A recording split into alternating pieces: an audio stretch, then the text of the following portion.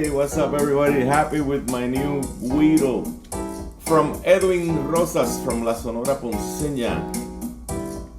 Let me tell you something. Let's take a look at this Güiro.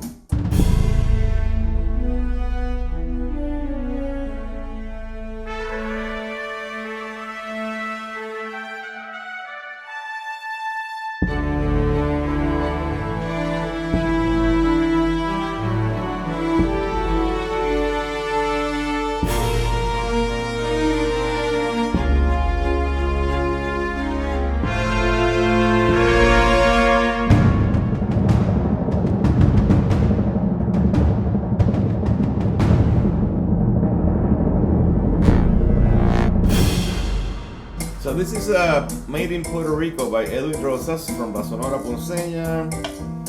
Handmade. This is bamboo from Puerto Rico. Well, I guess bamboo came from Asia, but it grows in Puerto Rico. And it sounds great. So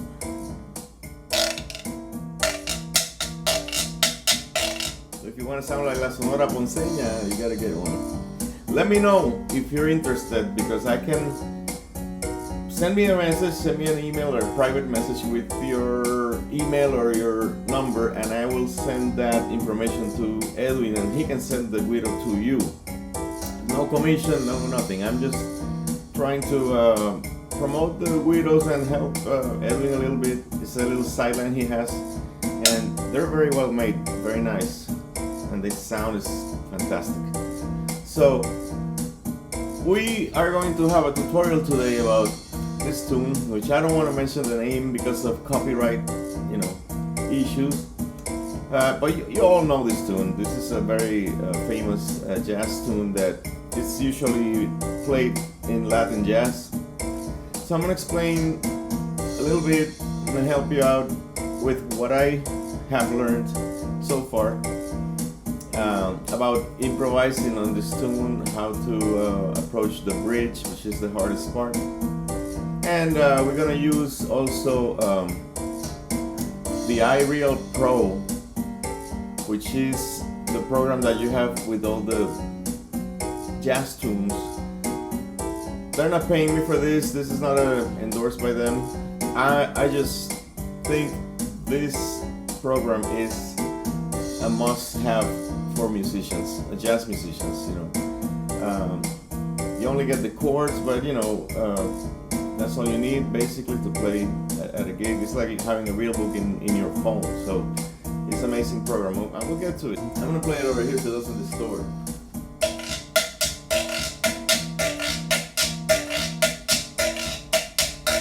And I'm not even a Güiro player. So before we start, I have to tell you that this video is aimed at intermediate students. We might need to know a few things before you can understand what I'm going to say. This is not really basic.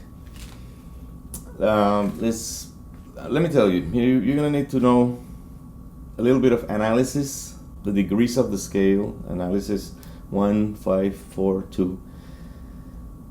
Basic scales like Lydian flat 7, the diminished whole half, the altered scale, the harmonic minor, and the Dorian mode. That's what I'm going to use here. You should be familiar with those before, so this whole tutorial makes a little bit of sense. I'm going to start by doing a solo, trying to incorporate some of the concepts that I'm going to show you later, just to establish some kind of credibility or something, okay?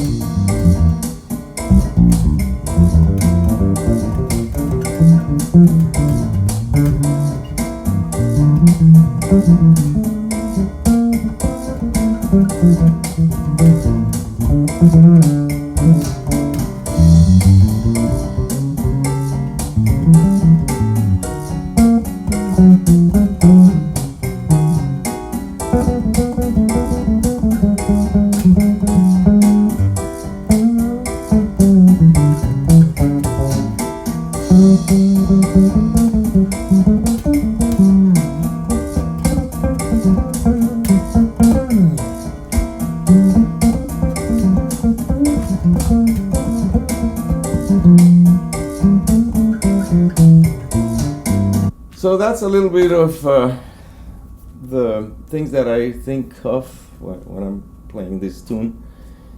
The first thing I can tell you is learn the melodies of each tune.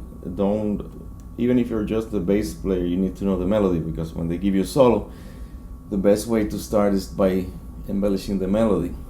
So depending on what kind of band you have, also what size of band, if it's just a trio or if it's a bigger band, then you might want to choose to play some counter melodies too.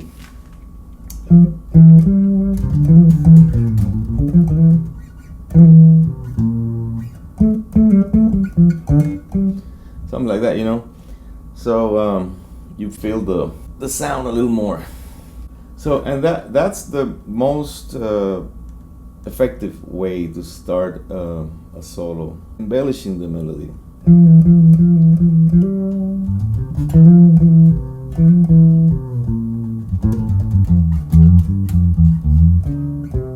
Another thing very important that you have to do before you start playing a tune or learning a tune is analyze the tune. Analyze it, make sure you know where is changing, because the keys change on these tunes. Sometimes they start easy on one key,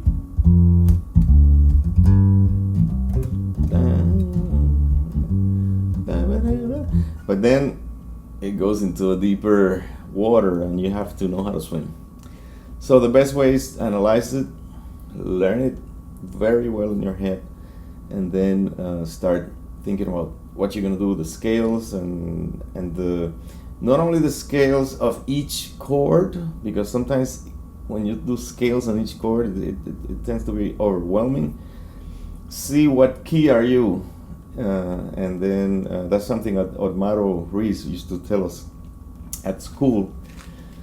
Don't think individual chords. Sometimes you have to analyze, and there's going to be a secondary dominant, but we are in the key of E flat or A flat or whatever key. So make sure you know where are the modulations, so you don't have to play the wrong note and then fix it. Like in the solo, I did one that I had to move my finger. I forced it to, because if you play the wrong note, you always kind of like, I think it was Miles Davis that said that you're like always half step from the right note. So you can either go up or down, and sometimes it works, sometimes it doesn't. But the more you know, analyze and know exactly what you're going to do, the better the solo is going to be, especially in studio situations. For live, you might play wrong note, and people still applaud you because they know you're trying, especially if you're a bass player, doing solos, which is like kind of not usual in pop music. In jazz, you have to know how to solo. And solo is not only to show your technique, and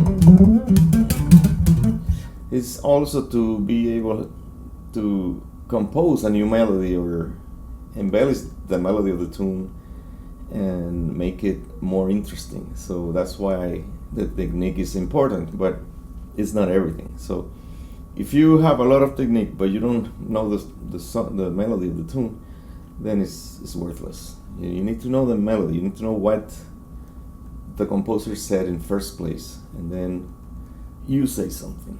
Tell your story. Like somebody told you a story, and hey, yeah, this is my story now. Okay, so let's get to the tune now. This tune starts with two chords, basically, C7 and B flat. Basically, both are dominant chords. So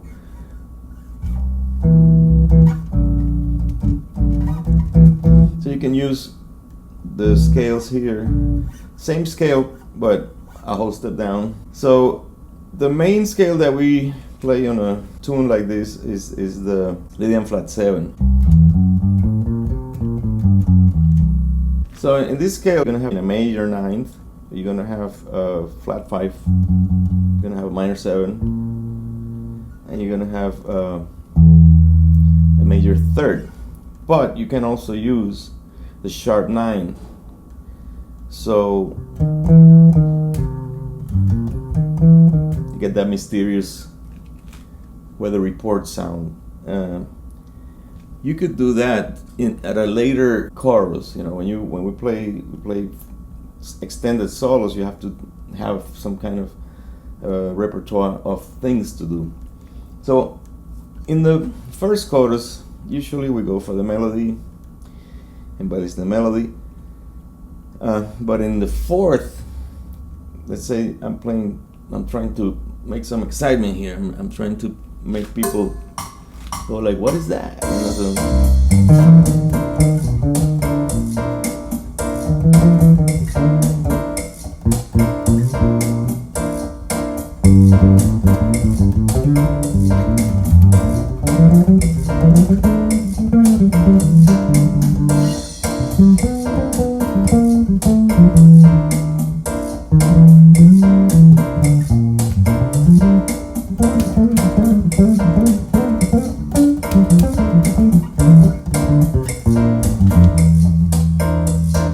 So basically, whatever you want to do in that last chorus that is experimental or weird, like I play the major 7th, but it's on purpose to make it sound dissonant. So, and the minor 3rd and major 3rd. This one you can explain. This is sharp 9. So, but it's gonna sound out. It's gonna sound weird, dissonant. So what I do is I do that in this part that is the beginning, that is not so it doesn't change that much. It's the easy part, basically. That's where you want to experiment and do the half step up, whatever you do. You do it on this part because you don't want to experiment and play out on the bridge, because it's gonna sound like you're lost. You don't know the bridge. You just play random notes, and that's not what we want. So let me play the bridge now.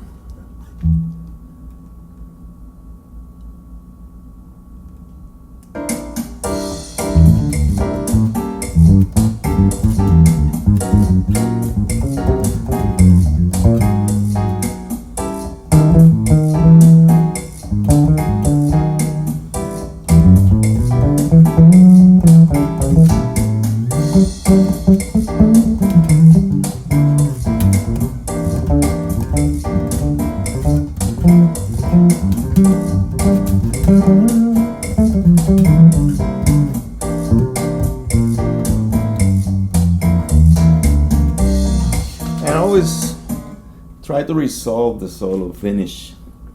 Don't be like those sax players that are like, and then they just walk away. So the cool thing about this app, this iReal Pro, is that you can isolate the bridge. So in this case, I'm gonna show you how to isolate the bridge. Just press on the first chord and drag your finger to the last chord of that bridge. Now you're going to have a loop on the bridge, so you can practice that bridge by itself.